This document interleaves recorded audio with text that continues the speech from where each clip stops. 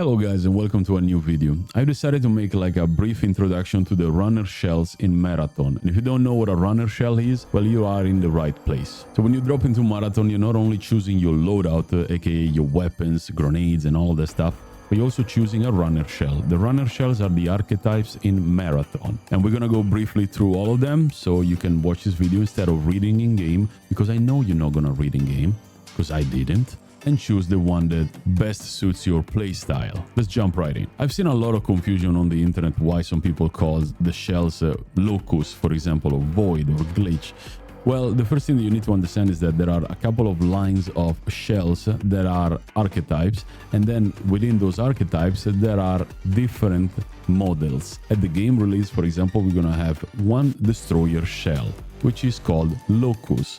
But we're going to be calling it Destroyer because that's what they change it in game, and I don't want to confuse you for now. The lore of the Destroyer is pretty interesting, and it says that Destroyers seek conflict. Advanced weapon system, a personal defense barricade, and increased movement abilities allow Destroyer to take the fight to any threat or rival they encounter during a run. They're basically the jack of all trades. They can be aggressive, but they're also very tanky. We will figure out why in a second. Let's start with the first trait. The trait number 1 is called Thruster. Activate while airborne to fire boosters that thrust you in the direction you are moving. So you can move sideways, and you activate this one by pressing the jump button. So if you're on controller, you press whatever the controller, what is the button? X, and then you press it twice, you're gonna be leaping in the direction you're aiming at. The second trait is called Tactical Sprint. Double press sprint to move faster at the cost of generating additional heat. You can press shift to run, but if you press it twice, you're gonna be, you're gonna be boosting forward a higher speed, but you generate heat. The heat is the stamina in the game, so once the bar is full, you cannot run, you're stuck walking until the bar depletes. So be careful, don't overuse it. The tactical ability is called the Riot Barricade. You can toggle an energy barricade that blocks incoming damage, mostly frontally, guys. So you can have the shield up, and if nobody shoots you, you're fine. But if you take enough damage, the shield is gonna break, and now you are defenseless. So use it to get into cover. Do not stay in the open with that thing, as long as you don't really have to do that. Every shell has a prime ability. In the case of Locus or the Destroyer, it's called the Search and Destroy. It does it activates your shoulder-mounted missile pods, dealing sustained damage to targets, launches homing missiles, immobilizing and dealing damage upon impact. That's the thing that people were sleeping on. If you activate this in the open because you see a trio in the open and you shoot them and then the missile starts going at them, you lock them there in the open. They cannot go behind cover, they cannot slide and jump, they cannot do anything. So use this wisely. Destroyer is one of the strongest shells in the game. As for now, I don't like fighting them. I don't like you. If you pick Destroyer, I don't like you. The next shell is called Vandal. Vandals are troublemakers. Amplified movement abilities help cover ground at incredible speeds, changing any encounter in their favor. Microjets allow a secondary jump to reach higher grounds. And a built-in disruptor cannon provides instant offense or defense when it is charged and ready to fire. The trait number 1 is called Microjets. Activate while airborne to perform another jump at the cost of generating additional heat. You have a double jump. If you play Destiny, you will know that, the Hunter is probably the one that uses the double jump the most. You're gonna bounce twice, you can reach top of the buildings, top of little houses, covers that the enemies cannot follow you in. Pretty strong. A lot of mobility, guys. Trait number 2 is called Power Slide. Grants a supercharged slide that generates additional heat. You can power slide, yeah? The problem is that if you use it in the open, it leaves an afterglow. The afterglow is really bright, so if they didn't see you running normally, they're gonna definitely see the afterglow. So don't use it if you're trying to be sneaky. The tactical ability of the Vandal is called Disrupt Cannon. Transform your arm into a cannon and fire a high-power energy projectile that deals damage and pushes targets away. Overcharge your arm cannon, greatly increasing the size and damage of the blast. So you can charge this hand cannon, and what it does is that you can do knockbacks. So if you aim it at the floor and your enemy is right next to a ledge, you're gonna push them down. You can also take people out of the cover, so if they are hiding behind something, you shoot the cannon, they're gonna be blasted in the opposite direction, and then you can shoot them, right? it deals a lot of damage. So if you land it direct hit, you're gonna destroy the shield. I usually throw it inside the smokes when somebody smokes to revive and I get a free kill. So maybe you want to do that. I don't know. The prime ability from the Vandal is called Amplify. Overcharge your movement system, reducing the heat generated from your movement abilities while increasing your movement speed and weapon dexterity. You become a speed demon. You're basically like on Adderall, you're going left and right jumping, you generate a lot less heat, which means you can also slide and double jump pretty much as you can for the whole length of the fight. Hopefully you're going to finish the fight fast and you're going to generate a lot less heat, which, like we said earlier, is the stamina in game. Very, very strong, aggressive class. Not to be played like a rat. If you play like a rat, you're not playing the full potential. You are there to create opportunities for your teammates or to finish the last two that are panicking because you downed their teammates. Next shell. The Recon is an intel specialist. Recons use intel as a weapon. Everything about Recon shell is geared towards identifying threats and improving insight into enemy locations and movement. Mark hostiles, track down targets, deploy a tracker drone to engage threats in unexpected ways. If I remember correctly, Bungie described the Recon as the fun police, because all the abilities a Recon has are just to annoy other players, and I love it. I think Recon is one of the classes that is going to be vital in every team composition. The trait number 1 is called Interrogation. When pinged by a hostile runner, you automatically receive a warning in your shell HUD. Somebody pings you in game, you're gonna get a message in the top middle that says if you've been pinged.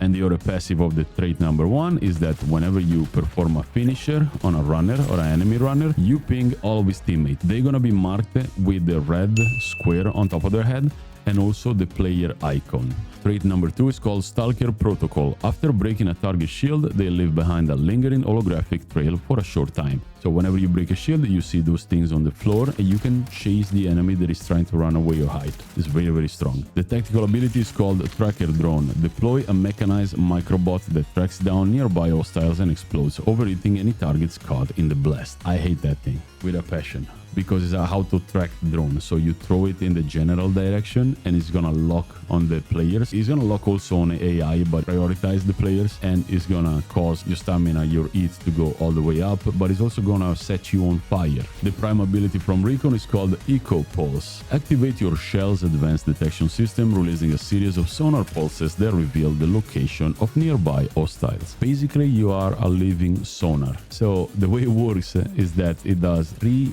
big pulses that are visually recognizable because it's like a yellow bubble that goes in and out, and it's going to scan a specific area. The scan is pretty big. Don't underestimate the scan distance. And it does 3 pulses in total. And it's going to mark players and NPCs, and you have no way to distinguish them. That's why it's so important that you finish somebody that you down, because that is going to tell you exactly where the players are. This doesn't tell you where the players are exactly. It just scans everything. Next shell. The Assassin is my favorite shell. I play it all the time and I am trying to become better and better at it. And the lore of the Assassin is pretty neat, that assassins are lethal shadows. Active camo and synthetic smoke deployment allows for unseen strikes or the perfect cover during hostile engagements. The ability to move undetected makes assassins valued allies and lethal enemies. Trait number 1, Shadow Dive. Activate while airborne to slam a smoke disc into the ground. Deploy a smoke field. Yes, so I've seen a lot of people using this thing, in my opinion, wrong. You have one of these bombs that you can use to take no fall damage and create a smoke explosion, right? The problem is that if you use it randomly, when you're just, walking around in Tau City, with your bully SMG, and you're like, aha, and then you just jump from a building and you use the smoke, the cooldown is pretty long. So if you end up in a fight, now you don't have the shadow dive, the smoke bomb, right? Don't use it randomly. Save it, use it only when you're fighting people. Trust me, you're gonna thank me later. Trait number 2 is called Shroud. Your shell automatically activates its camouflage system when entering any smoke fields, making you invisible. Invisibility persists for a short time after leaving the smoke field. This is the most broken ability in the game, in my opinion, because this is counting every smoke in the game. AI smoke, teammates smoke bombs, enemy smoke bombs, other assassins smoke bombs, passive abilities and active abilities. So whenever you stay in the smoke, you have 2 seconds of invisibility, right? If you stay in, the timer stays capped at 2 seconds. If you get out, it's 2 seconds, so 2, 1, and now you're visible again. The tactical ability is called Active Camo. Activate your shell's camouflage system, pulling a shroud of invisibility over yourself. Performing offensive actions, taking damage, and using abilities or consumables briefly disrupts your invisibility. Is your active invisibility. You activate, it does in game, and it becomes invisible for at least 10 seconds. You can boost it with some cores. Some cores make you stand still and not consume any invisibility as the cost of the heat generation, so your stamina. But if you perform an action like shoot, heal up, res your teammate, you're not invisible anymore. The assassin prime ability is called a smoke screen. Throw a smoke disc that emits a line of smoke fields in front of you, disrupting the optics of those who step inside. It's a little bit more complicated than that, because when you launch your pizza, like your shadow pizza disc, the disc can bounce. At least the max I saw was 5. I managed to do 5 inside a building. I smoked the whole building. But if you just throw it at your feet, it's gonna bounce maybe once and make only 2 smoke bombs. But if you use it properly, it can smoke, like I said, the whole building. You can make a full corridor that connects 2 compounds and allows your teammates to run inside it to safety. So the smoke bomb is gigantic. I love the assassin. Next shell. Triage is the field medic, the support class of Marathon. And the lore says that Triage saves lives. Deployable healing drones and onboard reboot abilities allow Triage runners and their crew to keep running after taking damage. Mend health and shields, and even reboot crewmates at a distance to survive and fight again and again. The trait number 1 is called Shareware.x. Benefits from medical consumables are shared between crew members with med drone attached to them. So to explain this to you, I have to talk about the tactical ability, which is Med Drone. Deploy a floating medical drone that attaches to crew members and restores health or recharges shields and prevents them from bleeding out while downed. This is crazy. Let's talk about the drone a little bit, and then I tell you about the shareware, which is its first trait. You throw the drone, stacks to your teammate, recharges HPs and shield gradually. Then it depletes, falls on the floor, sad face on the drone, everybody sad, end of the story. Game over. If you throw a med drone of one of your teammates, the first trait kicks in, which is a shareware, right? So if you use a cardio kick, which is one of those, you're gonna find many packages, right? This is a wallet, but use your fantasy. Many packages that say cardio kick or like a mechanic or stuff like that, and they give you different bonuses and perks like more stamina, more poison resistance. And if you use one of those packages, when your teammate has a drone, you share the package with your teammate or teammates. So if both have a drone and you keep popping this thing, you're giving it to everybody else. It's really strong, really cool. The second trait is called Battery Overcharge. Divert energy from your cooling system to boost the performance of your weapons at the cost of generating additional heat. While active, breaking a target shield with a Volt weapon EMPs them. The prime ability from Triage is called the Reboot Plus. Ready your shell's emergency defibrillator system. Lock onto downed crew members or hostile targets and fire your reboot device at them, which revives crew members and EMPs hostile. It's gonna shred the shield and put some bullshit on their screen that is flying around. You're like, oh my god, what's going on, right? And it's gonna lock some of your abilities. But you can res both of your teammates when they are on the floor. So your teammates are like doing Brazilian Jiu-Jitsu, on the floor. And you charge your ultimate, you're gonna res them both.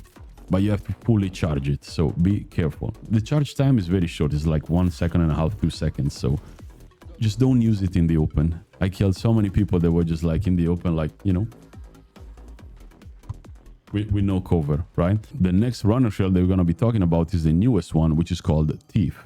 A thief always keeps their eyes on the prize. Use enhanced vision and piloted drones to remotely locate and acquire valuable loot, steal from a zone or rival runners. Then make an escape or push the advantage with the thief's deployable grapple device. It's a high mobility character with a grappling hook, but he also has a lot of annoying abilities that we're going to be talking about right now. The trait number 1 is called X-Ray Visor. Activate your visor, highlighting hostiles and containers in the color of the most valuable item they're storing. Containers are revealed through walls, while hostile require line of sight. While active, aiming at a hostile for a short time X their optics, disrupting their vision until you look away. This is a team play perk, guys. So yes, you can be a loot goblin and there's a box with purple inside. I want to loot that through the wall, right? When you scan players and you have line of sight and they don't know you're here, you can blind them so that your teammate can go in and shred them. So it requires a lot of coordination because as soon as you stop looking at them, the vision comes back. So you cannot like blind them, go in and kill them yourself. yourself. You have to rely on your teammates. Trait number 2 is called the finer things.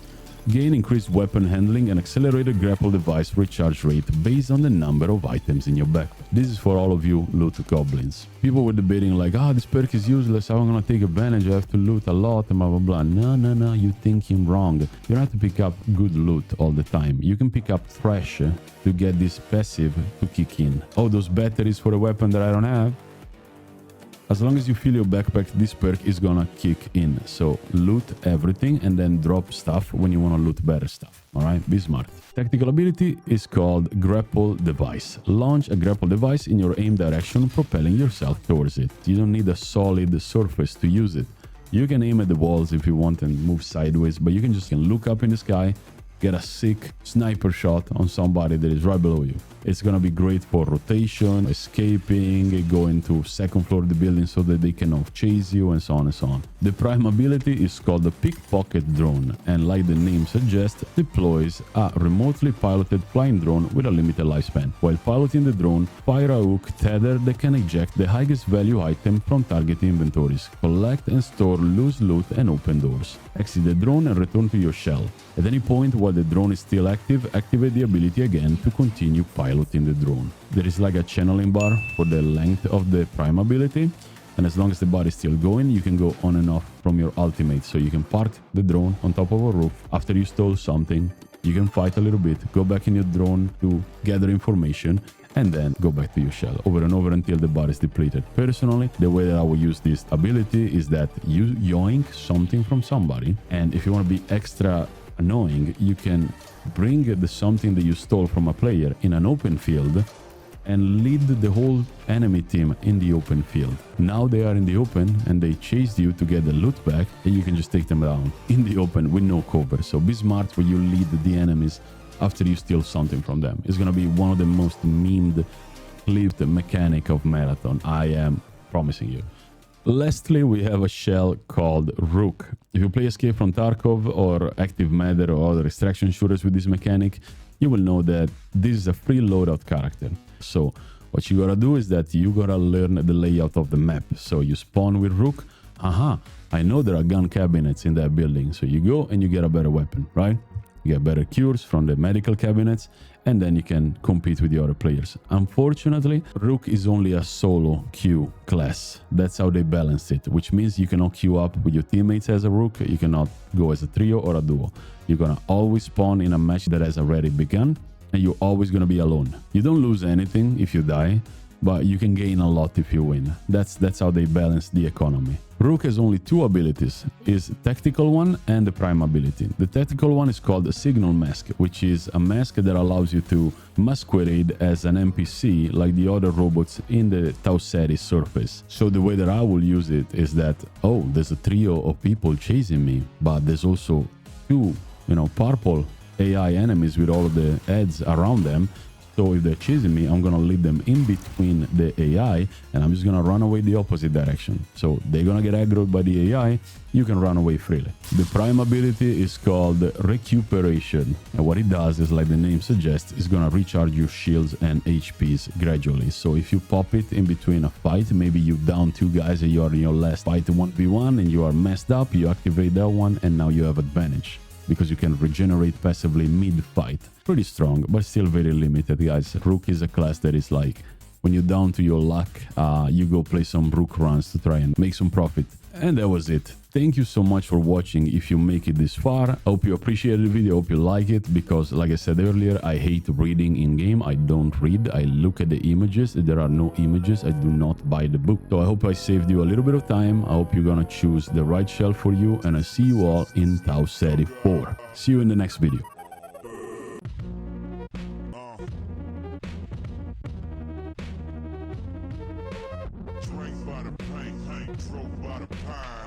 To the club in the boss top down. Slim thug about to climb, representing H-time. If you love me, you gon' smile. If you hate me, you gon' grind.